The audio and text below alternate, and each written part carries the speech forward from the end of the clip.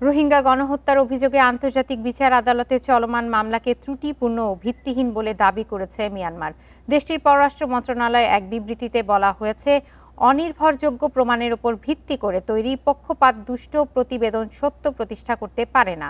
একই সঙ্গে আন্তর্জাতিক আইনের প্রতি যথাযথ সম্মান দেখিয়ে আইসিজের সঙ্গে পরিপূর্ণ সহযোগিতা করার আশ্বাস দিয়েছে মিয়ানমার। 2019 সালে রোহিঙ্গা গণহত্যার দায়ে মিয়ানমারের বিরুদ্ধে এই মামলা দায়ের করে গাম্বিয়া।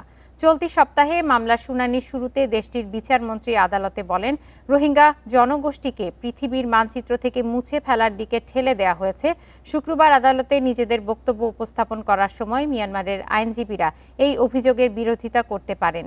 1 দশকের বেশি সময় পর আইসিজেতে পূর্ণাঙ্গ কোনো গণহত্যা মামলার শুনানি এটি।